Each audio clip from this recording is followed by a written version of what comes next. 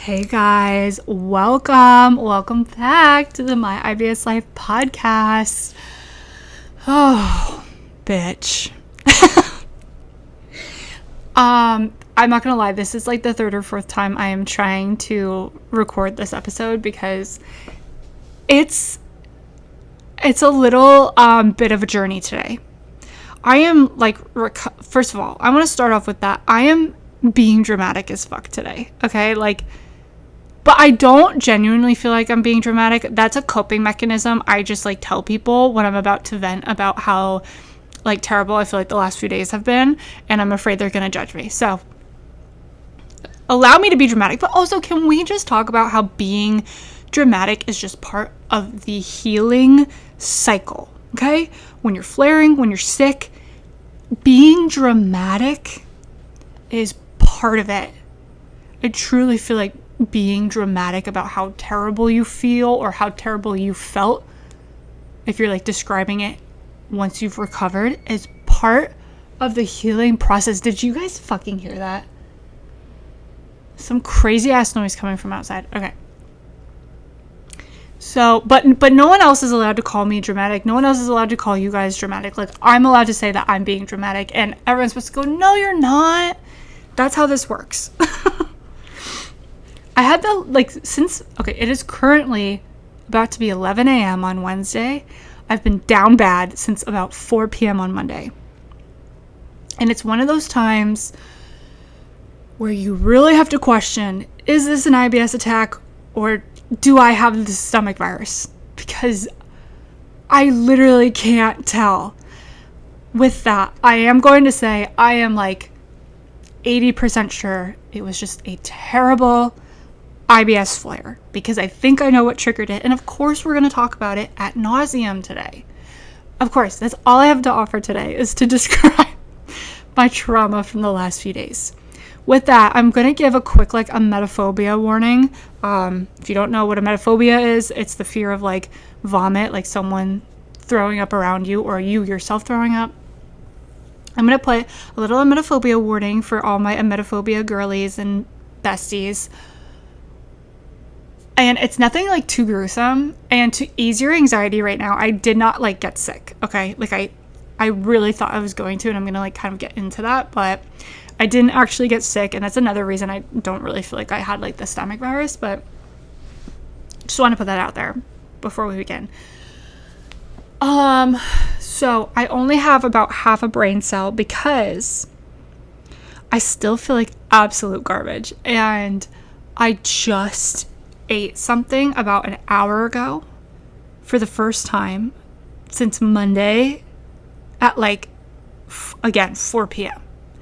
So my body is just like desperately trying to absorb the rice and chicken broth I just forced down my throat to give me some sort of energy. I also feel like my voice sounds like a little hoarse because it's literally taking like so much energy for me to talk right now. So stupid. Also, if you're watching this on YouTube, I am recording this for YouTube again, because some of you really liked that I did that. And it looks like I have a glass of like beer. I promise it's flat ginger ale, although I kind of wish I had a beer because it wouldn't help me physically, but it might mentally. Okay, so let's get into it. What the fuck happened to me the last few days? I don't know. Monday, I think I had too much caffeine, okay? And too much caffeine for me is like nothing compared to like most coffee lovers and stuff. My body, and I think I have a whole episode on this. I don't know. I think it was like how caffeine ruins my life or something. Again, what I post on this podcast, none of my business, okay? So I don't know what I've posted, but I'm pretty sure that's an episode that exists. And Monday I started off my morning normally. I had my big ass cup of black tea, okay? Like, you know, one of those like insulated tumblers. I start every morning. You guys see it all the time in my stories. Started off my morning with that. A little milk, a little sugar. Nothing, like that's my everyday. Then Monday was one of those days I had like so much I needed to do that like I just wanted to keep feeling energized and like motivated and like I didn't want to slow down. So then by the afternoon, I also had a can of Pepsi, which I hear your judgment, okay? I know soda is bad in general, and I know soda is not good for people with IBS. I don't care. One thing about me, I don't give a fuck. I cannot stop drinking soda. I'm sorry. But it's not even about that. It's because Pepsi does have a small amount of caffeine in it. It has like 43 or something milligrams, which really isn't that much. But for my body to have both tea and Pepsi in the same day is a lot. But I do it really often. Like, I have both of those in a day, like, all the time. And it makes me feel terrible almost 98% of the time. Sometimes I will have, like, a mini flare from it, but it's nothing too crazy. So, like, I literally just, like, haven't stopped because it hasn't made me sick to the point that I will stop and learn my lesson. Where I fucked up was after I had the Pepsi, I wanted another cup of tea, and not for even caffeine. I just like was craving another cup of tea. So I made myself a cup of decaf tea about an hour or two after. This was probably around like 3 o'clock. And the thing with decaf tea, which you guys probably already know, I'm probably the only dumbass that like didn't really know this, is that decaf tea still has caffeine in it. It is so small. It's like 2 milligrams, which is nothing. But I think with the way my body is, and with all the caffeine I had already had, it didn't matter how much caffeine. If there was even an ounce of caffeine in that cup of decaf tea, I was going to feel it. And I did, essentially. I fucking paid for it. So after I had that, I also chowed down on a huge fucking bowl of pasta, which... oh, pasta is my comfort food. Anytime someone's like, what's like a safe food? I always say pasta. But the thing is, I don't think pasta is safe for me. I almost feel like shit every fucking time I eat pasta. And I'm not eating gluten-free pasta, babe. I probably should. Maybe I should actually make the switch. But all that caffeine plus just a rock of linguine in my stomach at 4 p.m. Monday, bitch. First, it started with acid reflux, like really bad acid reflux.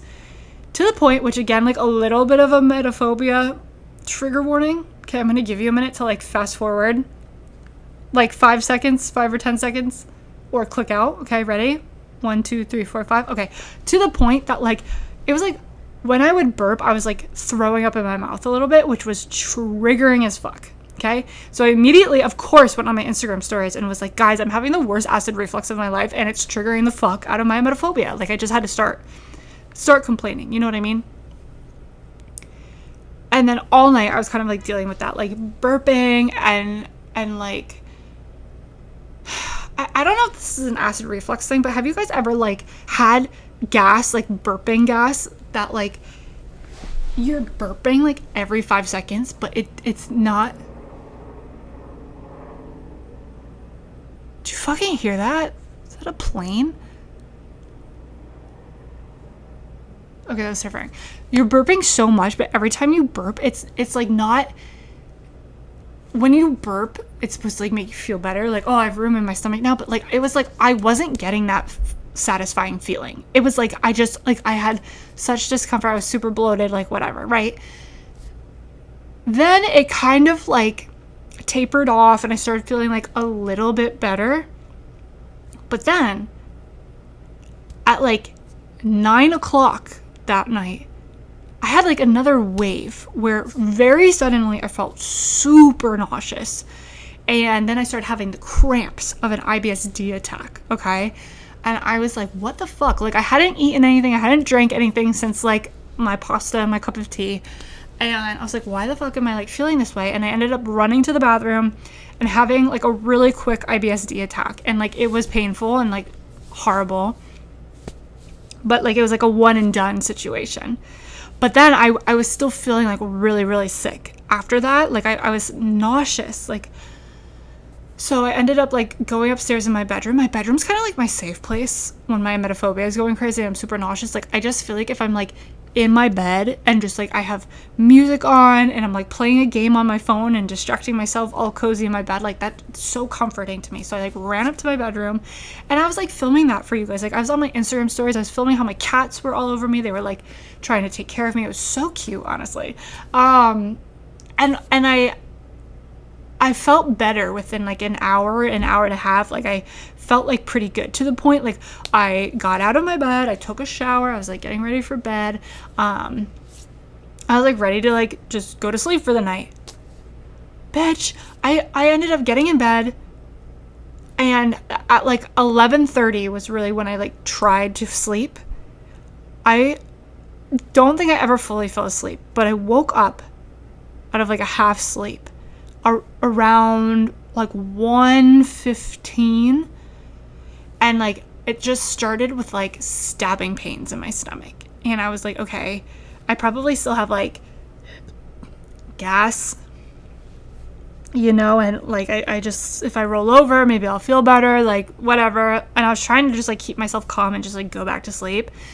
Within like 10 minutes I started having those like cramps again of like I was gonna have to go to the bathroom, and I just knew it wasn't gonna be good. I was like, anytime I have to have an IBSD attack in the middle of the night, it's just like not good, especially if I haven't eaten in the last few hours. Like this is not good.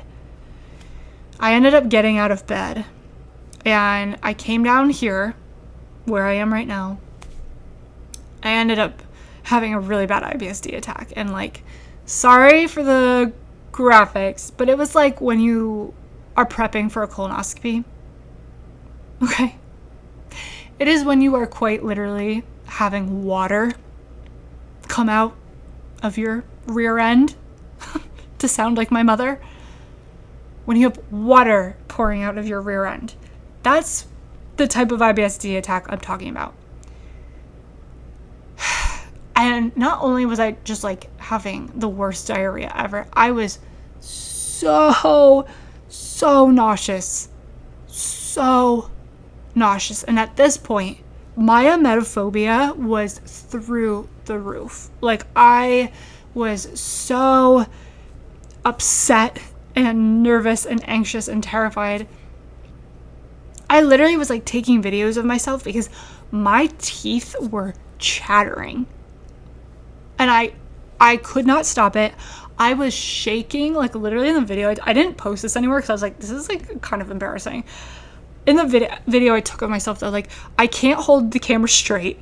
It's like just constant, like full body tremors that I cannot control. That's how bad the emetophobia was. It got to a point where I almost accepted I was going to throw up. To the point I took the trash can out of my bathroom that I was dying in.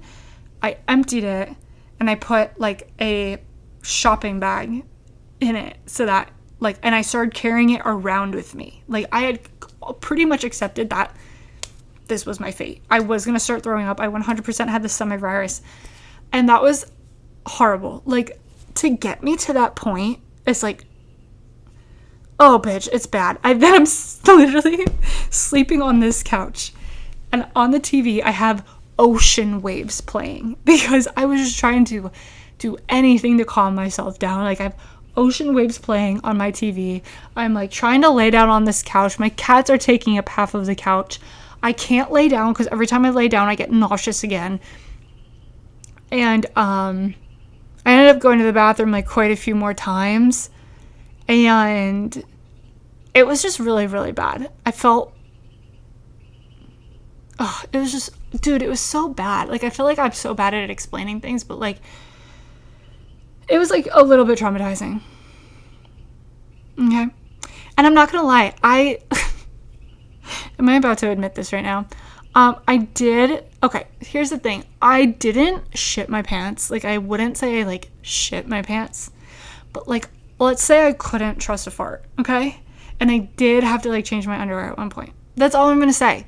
Shut up, okay? It happens to the best of us. It's so funny when you guys tell me, like if you guys message me and like say like, oh, I shit my pants today at work or at school, or like I was flaring and I like shit my pants, like to me that's like, I never am like, oh my God, that's so gross, or oh my God, that's so embarrassing. I'm like, oh my God, that fucking sucks. But when it's me, I'm like, this is the lowest I've ever been. Okay, and I'm not telling the bitches on TikTok and Instagram that this happened. So if this is like a podcast exclusive detail. Okay, couldn't trust a fart. And it was so embarrassing. Like, I felt so embarrassed in that moment, and like I had to like go back upstairs and go in my bedroom to get like a new pair. And at the time I was like terrified that my husband was gonna wake up and be like, what are you doing? And I was gonna have to explain that like I literally needed to change my pants. I just wasn't ready to have that conversation yet. I did tell him the minute like I saw him in the morning. Like, I was like, oh my God, I can't believe I like sharted. He was like, you sharted? I was like, I sharted. He didn't give a shit. He was like, okay. He's like, did you clean it up? I'm like, yeah, I fucking cleaned it. Like, what? Like, also when it happened, I was standing, so it's not like I got on anything. I was just like, it was literally, I can tell you the exact moment it happened. I literally was in my kitchen putting the shopping bag in the trash can, and it was a mix of like already being toilet deep in a flare, but also the body tremors and crazy anxiety panic attack I was having about the fact that I was going to throw up. I think that's what really did it, and then like it happened. So it's not like it made a fucking mess, Jay. Anyway, that happened. So that's what kind of made the night a little more traumatizing. Because that doesn't normally happen to me. So, like, that's also what made me start feeling like I was sick. Was like, oh my God, I have, like, no control over my body right now. And that made me, like, so anxious. And I was, like, having hot flashes. But the thing was, I, like, didn't have a fever. I was taking my temperature every 6 seconds. Like, I was. So I knew I didn't have a fever. And I didn't have, like the last time I had a stomach virus. And what everyone, like, talks about when they have a stomach virus, it's, like, you usually get, like, the muscle aches and you feel like you can't even move and you're like so tired. All you can do is like sleep. That wasn't me. I didn't have like the muscle aches. I couldn't sleep. I was like wide awake. Every time I laid down, I wanted to die. So again, I really think it was just like too much caffeine. Just like set me off, made me so sick. And now I'm at a point where I'm like, I need to take a break from caffeine. So this morning I had my big tumbler of decaf tea. And I'm not gonna lie, I'm kind of sad. I want Starbucks.